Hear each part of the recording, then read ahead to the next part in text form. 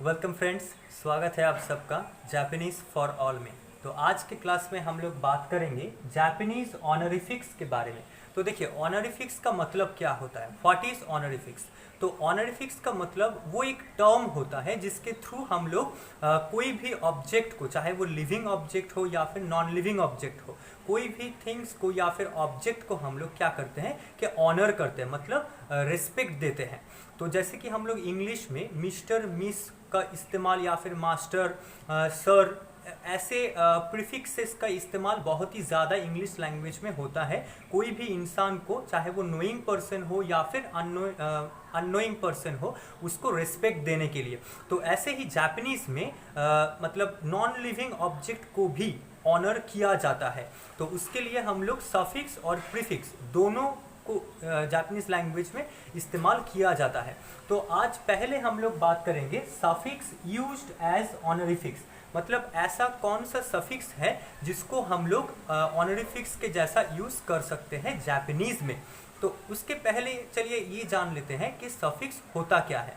तो देखिए, सफिक्स का मतलब होता है एक ग्रुप ऑफ लेटर्स जो कि कोई भी वर्ड के लास्ट में बैठने से, मतलब हम लोग उसको कोई भी वर्ड के लास्ट में यूज़ करते हैं, यूज़ करने से उसका जो फंक्शन है वो चेंज हो जाता है या फिर उस वर्ड का एक नया मीनिंग क्रिएट हो जाता है। जैसे कि हम सभी जानते हैं कि इंग्लिश में एडजेक्टिव से एडवर्ब बनाने के लिए एडजेक्टिव के लास्ट में एज ए सफिक्स हमको एल वाई को ऐड करना होता है। तो वैसे ही एल वाई क्या है, वो तो एक ग्रुप ऑफ लेटर्स है ना, जिसका खुद का कुछ मीनिंग नहीं बनता है, लेकिन जब उसको हम लोग एज ए सफिक्स, मतलब कोई भी वर्ड के पीछे, मतलब बाद में जब हम लोग उसको यूज करते हैं तब उसको कहा जाता है सफिक्स।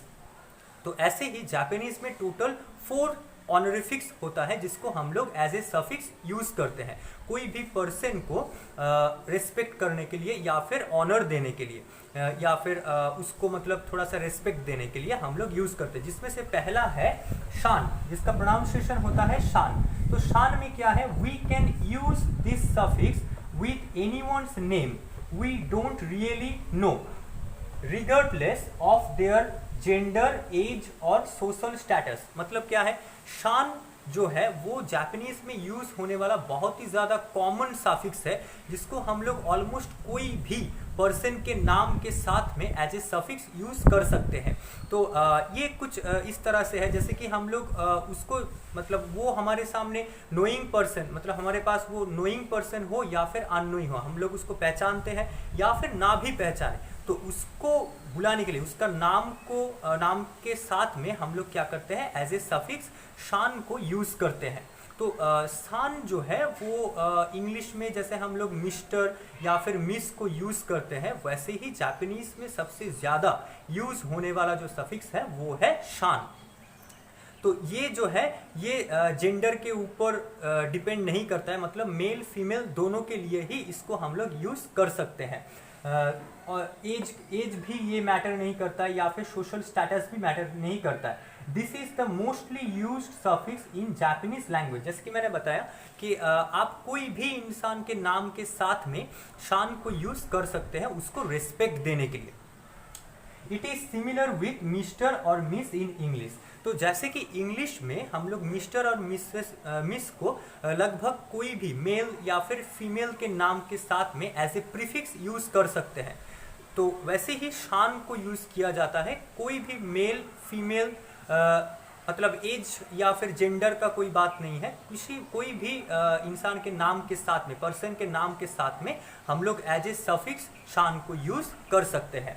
तो देखिए, नेम के साथ में शान को ऐड किया जाता है एज ए सफिक्स। तो क्यों मैं सफिक्स बोल रहा हूँ, क्योंकि इसको नाम के बाद में लिखा जाता है। जैसे कि इंग्लिश में मिस्टर मिस को नेम से पहले लिखा जाता है एज ए प्रीफिक्स, लेकिन शान को लिखा जाता है एज ए सफिक्स नाम के बाद में।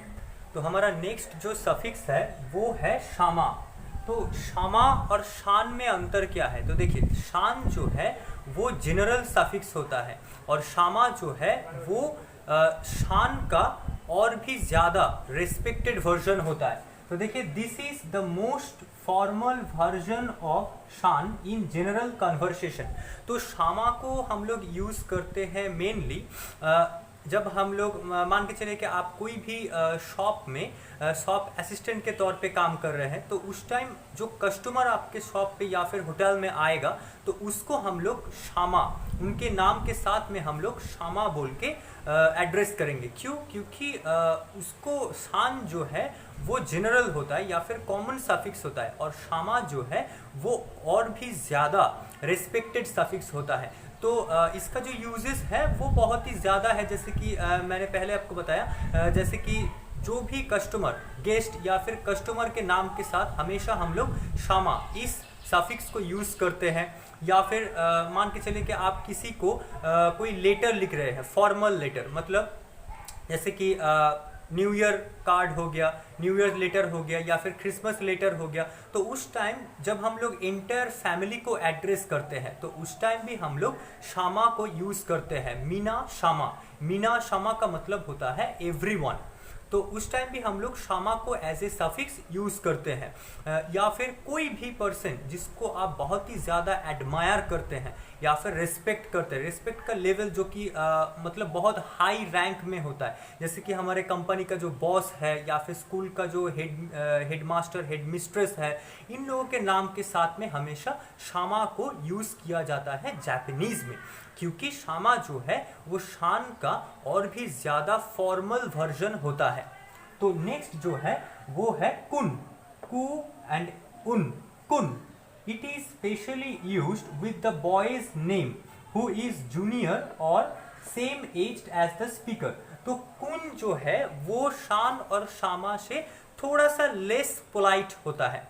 मतलब रिस्पेक्टेड तो है ही, क्योंकि ये सब ऑनरिफिक्स है तो रिस्पेक्ट देने के लिए ही हम लोग यूज़ करते हैं, लेकिन ये कुन जो है वो शान और शामा से थोड़ा सा लेस पोलाइट होता है, और इसको खास करके यूज़ किया जाता है बॉयज़ के नेम के साथ में, मतलब लड़का लोगों के नेम के साथ में, नाम के साथ में इसको बहुत ही ज़्यादा यूज़ किया जाता है। तो और एक कंडीशन और भी है, जो स्पीकर, मान के चलिए मैं स्पीकर हूँ तो मुझसे छोटा होना चाहिए, मतलब जूनियर होना चाहिए या फिर मेरा फ्रेंड होना चाहिए। तो ऐसे सिचुएशन में कोई भी मतलब मेल पर्सन के नेम के साथ में हम लोग जापानीज में कुन को एज ए ऑनरिफिक्स हम लोग यूज कर सकते हैं। तो नेक्स्ट जो है वो है chan, cha un, chan. Opposite of kun, this suffix chan suffix is used with the girl's name who is junior और a friend of the speaker. तो चान, जैसे कि कुन हम लोगों ने अभी अभी जाना कि कुन को यूज किया जाता है मेनली मेल पर्सन के नेम के साथ में। तो सिमिलरली जो चान होता है वो भी कुन के तरह ही है, थोड़ा सा लेस पोलाइट होता है, और उसको हम लोग यूज कर सकते हैं फीमेल के नेम के साथ में, मतलब गर्ल्स के नेम के साथ में उसको हम लोग जापानीज में यूज करते हैं। तो कंडीशन वही है, जो गर्ल है जिसके नाम या फिर जो फीमेल है जिसके नाम के साथ में हमें चान यूज करना है, वो स्पीकर से छोटे, उम्र में छोटे होना चाहिए, छोटी होनी चाहिए, या फिर एज ए फ्रेंड होना चाहिए। तो उसी वक्त मतलब उसी कंडीशन पे हम लोग उस फीमेल पर्सन के नेम के साथ में चान को एज ए ऑनरिफिक्स यूज कर सकते हैं। तो चान का यूजेस और भी है, जैसे कि it can also be used with the name of a child और बिलावेड वंस। मतलब जो छोटे छोटे बच्चे होते हैं उसके नाम के साथ में भी हम लोग एज ए सफिक्स चान को यूज कर सकते हैं, या फिर बिलावेड वंस, मतलब हम लोग जिसको बहुत ज़्यादा प्यार करते हैं, चाहे वो हमारे पेरेंट्स हो या फिर ग्रैंड पेरेंट्स हो, कोई भी इंसान हो जिसे हम लोग बहुत ही ज़्यादा प्यार करते हैं, उसके नाम के साथ में भी हम लोग चान को एज ए ऑनरिफिक्स सफिक्स के तौर पे यूज कर सकते हैं। तो जापानीज में ऐसे भी कुछ प्रीफिक्सेस है जिसको हम लोग एज ए ऑनरिफिक यूज कर सकते हैं। प्रीफिक्स का मतलब क्या होता है? एक ग्रुप ऑफ लेटर्स जिसको हम लोग वर्ड से पहले यूज करते हैं। तो जापानीज में मेनली दो ही प्रीफिक्स है जिसको हम लोग एज ए ऑनरिफिक यूज कर सकते हैं। वो क्या है? In Japanese o and go are used to add a feeling of politeness और रिस्पेक्ट टू अ वर्ड। तो जापानीज में एक वर्ड को रिस्पेक्ट देने के लिए हम लोग ओ और गो, इन दोनों प्रीफिक्स को एज ए ऑनरिफिक यूज करते हैं। तो जिसमें से ओ को कहाँ पे यूज करना है, यूज्ड फॉर वर्ड्स विथ कुन योमी और Japanese reading, a native Japanese word. जो नेटिव जापानीज वर्ड है उसको जापानीज में कुन योमी रीडिंग बोला जाता है, क्योंकि कांजी, हर एक कांजी का दो अलग अलग रीडिंग होता है। एक को कहते हैं कुन योमी जिसका मतलब जापान ओरिजिनेटेड रीडिंग, और दूसरा होता है ओन योमी जिसका मतलब चाइनीज रीडिंग। मतलब एक होता है जापान ओरिजिनेटेड वर्ड के लिए, दूसरा होता है चाइनीज वर्ड के लिए। तो जो जापानीज वर्ड है उसको रिस्पेक्ट देने के लिए हम लोग एज ए प्रीफिक्स ओ को यहाँ पे यूज करते हैं ऑनरिफिक के तौर पे। जैसे कि एग्जांपल देखिए, ओ हाना मतलब फ्लावर, हाना मतलब फ्लावर, यहाँ पे ओ को यूज किया गया है ऑनर करने के लिए, ओ हाना। तो देखिए यहाँ पे वर्ड से पहले इस लेटर को यूज किया गया है, इस ऑनरिफिक को यूज किया गया है। तो जिस वर्ड लेटर को हम लोग या जिस टर्म को हम लोग वर्ड से पहले यूज करते हैं उसी को कहते हैं प्रीफिक्स। तो यहाँ पे ओ जो है उसको एज ए प्रीफिक्स यूज किया गया है। दूसरा है ओकासान मतलब मदर ऑफ अदर पर्सन, किसी और के मदर को हम लोग रिस्पेक्ट देके ओकासान बोल के कहते हैं जापानीज में। तो ये था कहाँ पे हम लोग ओ को एज ए ऑनरिफिक यूज कर सकते हैं, the prefix o where we can use it as an honorific. तो अभी देखते हैं कि गो को कहाँ पे यूज कर सकते हैं। तो हम लोग गो को कहाँ पे यूज करेंगे, तो देखिए गो को यूज किया जाता है used for words with own Yomi और चाइनीज रीडिंग, मतलब Shino Japanese word, word of Chinese origin.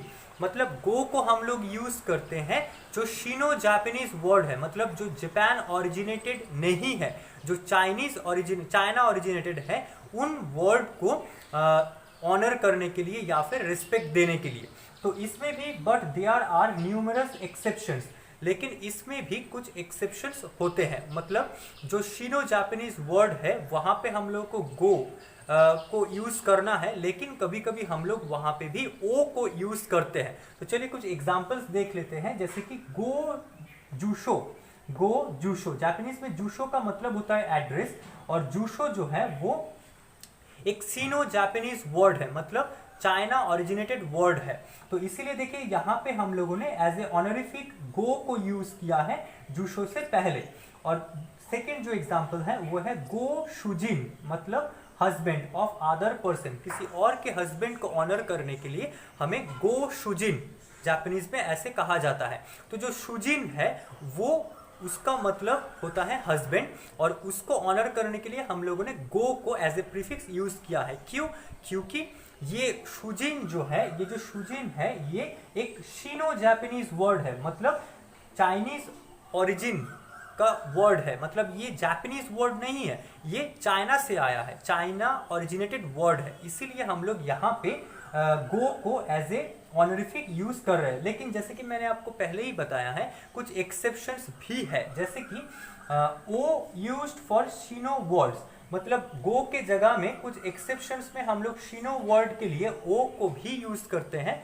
जैसे कि ओ चा, जापानीज में चा का मतलब होता है टी, और ओ चा, तो देखिए चा जो है वो एक चाइनीज वर्ड है, लेकिन यहाँ पे हम लोगों ने एज ए ऑनरिफिक यहाँ पे हम लोगों ने गो को यूज किया है इंस्टेड ऑफ, सॉरी ओ को यूज किया है इंस्टेड ऑफ गो, मतलब गो के बदले में हम लोग यहाँ पे ओ को यूज किया है। क्यों? क्योंकि ये एक एक्सेप्शन है।